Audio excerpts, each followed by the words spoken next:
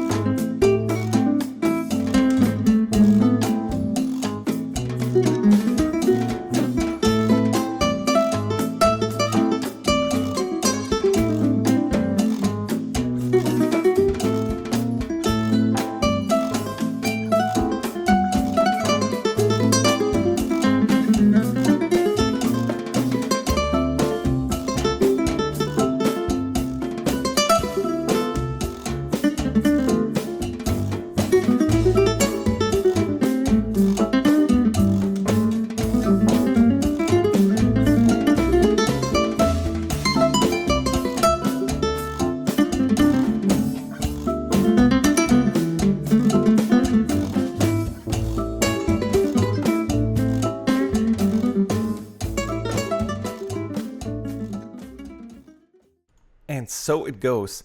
This is essentially like almost 4 minutes of just constant MIDI soloing. If you're familiar with MIDI, and I'm sure you are since you're watching this video, normally you would be dying after hearing about 4 minutes of MIDI solos. And that's not the case with this library. And as you can see here, the controls are fairly simple actually. We have, for the solo instrument here, we have sustains flat, we have recorded vibrato as well, we got muted and harmonics, and I'm actually not using those in the demo. And then we also have the strumming here, but everything you just heard, let me just isolate the beginning of the solo here, just mute it here, and let's take a look at what's actually going on. If you look down here on the keys, and I'll go in here to the editor as well, you can see that it's essentially just played straight out of the box. Let's just let's take a listen just to the first part here.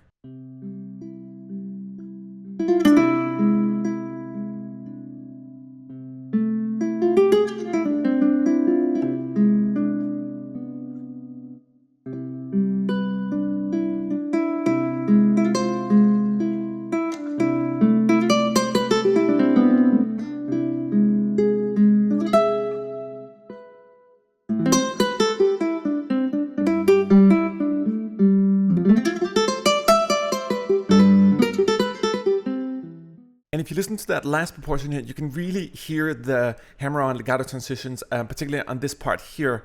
And the way it works is that you can essentially play the instrument normally on the keyboard, but if you do overlapping keys just in normal legato fashion, you trigger all these hammer-ons. And when you do that in a sense like here,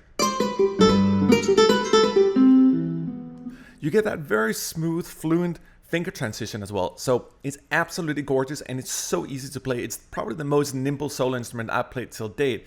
And guitars are very, very hard to sample in general, both because of their strum-based nature, but also because you have the whole hammer-on legato techniques when you go over the frets in the instrument. So it's pretty impressive that you can just sit on your keyboard and just go at it. Another thing that I encourage you to do, there's sort of two tricks in terms of playing MIDI-based guitar, is that you try to emulate the strums. You can see here there's a lot of little things going on, even imperfections. It's certainly not played perfectly. Nothing in this demo as well was quantized, by the way. Everything you just heard was played without quantization. So that's my groove, essentially in terms of what you're hearing and the imperfections. And you can see here in the MIDI sequence that there's a lot of small mistakes and stuff going on, but that's exactly what makes it so alive.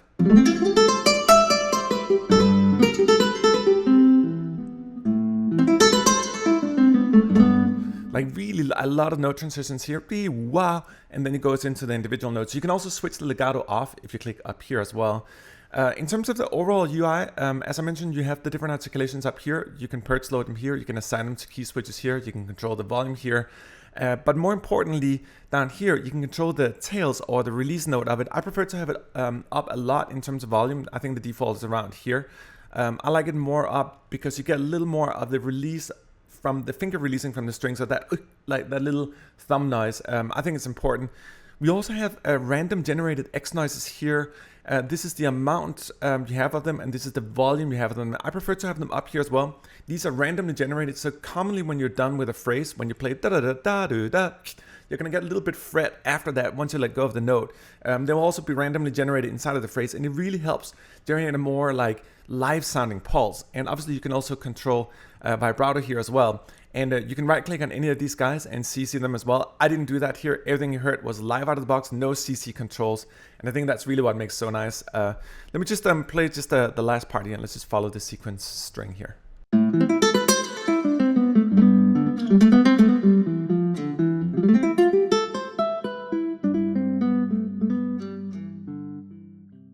But it's not only that we have a completely realistic sounding solo engine, we also have a new strum engine, and that really takes this library into the next sort of realm of sampling, which is why we truly call it our new advanced guitar series, because this is such a major step forward in terms of how do you think about samples, how you approach deep sampling of guitars and lute-based instruments. So if you take a look here, this is our strum part of the library, which is comprised of sort of two main modules. Over here you have your chords, and you could virtually select any chord you want. If you click here, you can see you have a massive selection of different chords, and you can also select what key you want the chord in, and you have 12 different ones here, and this goes down to your key switches. So you can see down here in yellow, as I'm clicking through the different keys, they're marked up here. So A minor down here, for example, or a DM7. And you can also switch in real time between them. So if I just play the A minor, you can see, I'm key switching between them in real time, so you can actually do chord changes inside of the sequence in real time as well.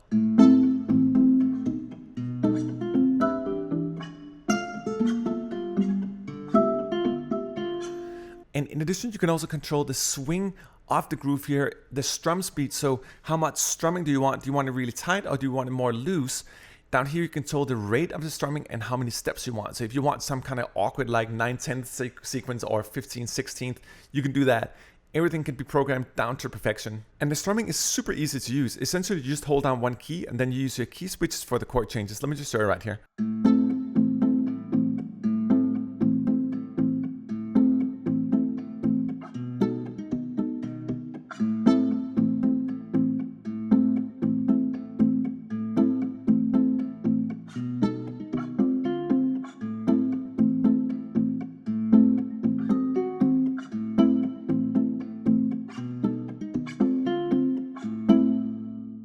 And let's try to isolate the solo here and the strumming together.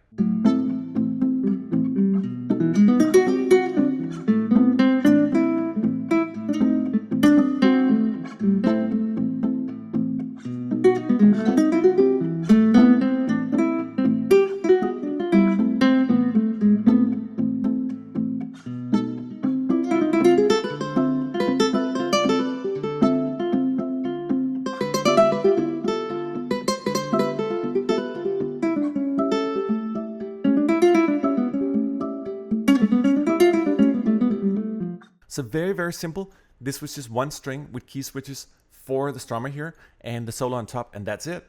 Let me try to show you a little more in regards to the strummer here. Let's open another module here and let me show you how you can create the strum patterns here and how these elements actually work together.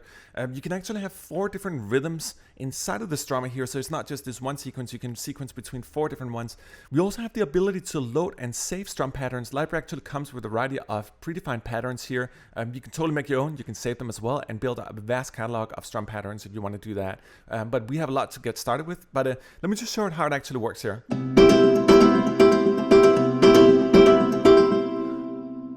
So that's one type of pattern. Let me try to create a pattern completely from scratch. So let me just take this guy here and dial them down. This is actually velocity based and round robin based as well. So each of these little segments of strumming are recorded separately, and we also recorded the string separately, so you can really do anything you want. Right now, we're gonna play this sequence here in a C major. Again, if you change this to a different chord, we can try another one. Let's do, let's take a random one. Let's take the M9 here. And then let's start building a sequence down here. So I'm gonna hold down C here, and you can see it's triggering the sequence here. And then we're just gonna start adding a little bit of stuff in here. We're gonna see what happens.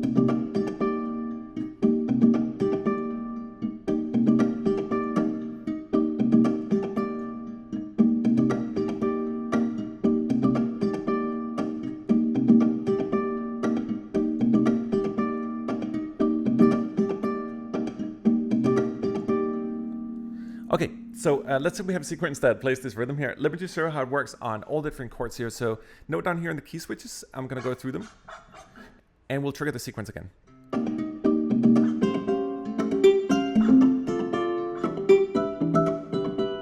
Let me show you how that works with swing here. So let me try to dial up the swing and the strum speed here so you really get a feeling for how these work.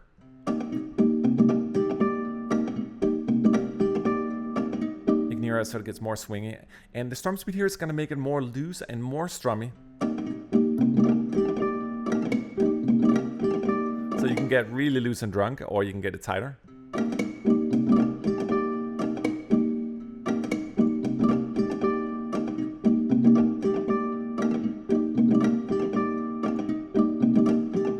And let's say we want to change the steps here. You can actually make it all the way up to 32. You can also take it down to whatever time signature here. So let's try like 12, for example.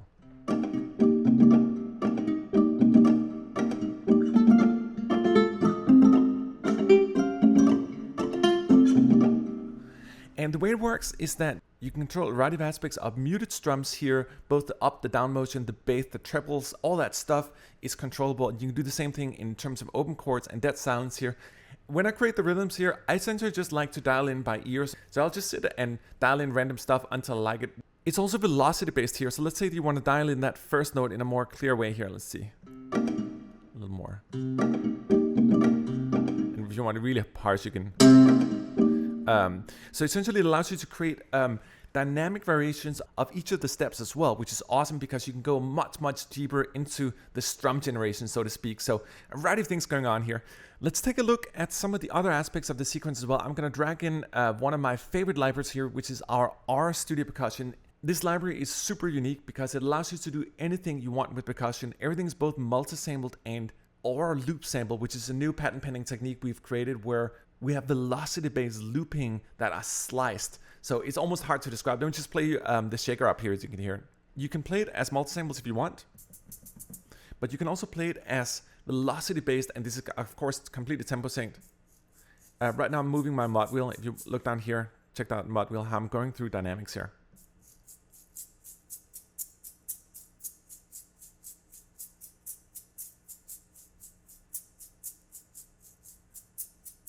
You can actually also use a mod sequence here if you want to sculpt instead of the mod wheel here, but I prefer to do mod wheel. And for this composition, I actually didn't do any sculpting. It's simply just a shaker just playing. And I also did the same thing with a snared brush. So if you're listening right now, you can see here that we have a snare drum playing as well that's also brushed. And it just helps create like a really like loose, nice loose feel to it. This is the kind of stuff you cannot do with multi-samples, which is why we had to do both approaches. So in the case of the snare here, you have multi-samples. You have them both with normal sticks, rim shots, and then you have them brushed. But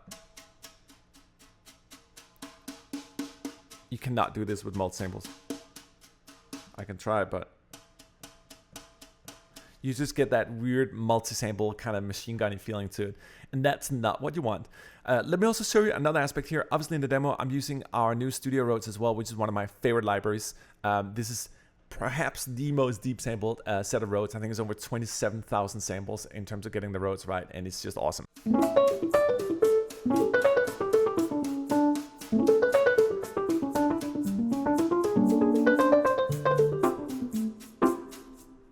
There's also a drum kit playing in the demo here, which is also from our R Studio Percussion here. This is our rock kit number 2.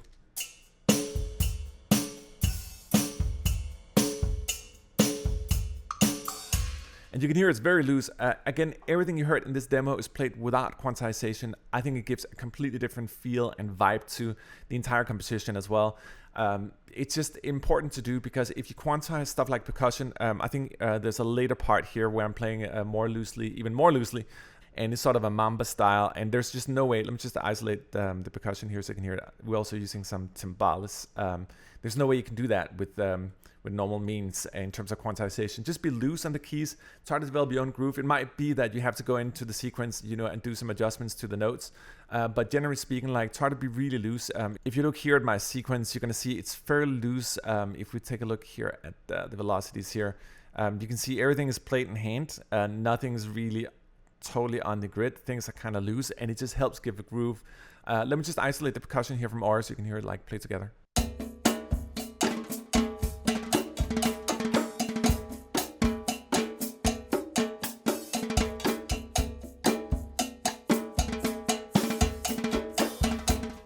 And that is the most important advice. If you ever think like, oh my God, my stuff sounds too stiff or it doesn't sound live enough, that's because you're probably quantizing too hard or you're not using libraries that have the right techniques. I should also mention what you just heard right now. One of the reasons that it sounds so alive, it's not just that it's not on the grid and it's not quantized, but it's also because you have these aura shakers, aura snares, all that stuff playing on top of the multi-sample. So in this case here, I'm playing our aura Latin kit on top of these fluent aura shakers and snares, and you have to combine both. Then you really get that live groove, because the velocity-based loops are hard to replace. They have that live component to them, and then you play your unquantized stuff on top of it, and then you're going. So essentially, use our Aura Studio Percussion here loosely with the multi-samples, and then use all the aura velocity-based looping on top of that. So for example, here we have our ethnic Latin kit. You have all your multi-samples down here. And then you have all your loop-based stuff up here. So this is marked, the multi-samples are marked in blue, and the velocity-based stuff is marked in green here. But anyway, this is actually a product demonstration of our new Guitalele and not our percussion libraries. I just want to show it to you because those really go together, and I think the philosophy of using deep sample stuff like we're doing over here, in terms of our new techniques, the new ways of recording guitars with legato and hammer-on transitions, all that stuff, all the random generated X noises, all that stuff, and our new strum technology combined with the aura here is really what makes it sound so alive. It's not because I have any like super chops in terms of playing these things. It's essentially just being a little bit sloppy when you do your stuff, and then you're good to go. So anyway, I hope this gives you a little idea about the whole thing here. Let's just play the demo once again here, and I'll try to dial in on different aspects, and I'll point with the mouse what you're listening to here. But I hope you enjoyed this video. I'm insanely excited about our new advanced guitar series. We actually have multiple products coming in this category. It's completely redefining the way we're thinking about sampling guitars and lute-based instruments. It's the way to go. So enjoy this, and there's a lot more to come here. And again, this library here actually comes with both the strummer and the solo in one edition here. So anyway, enjoy this demo, and I'll see you in the next video.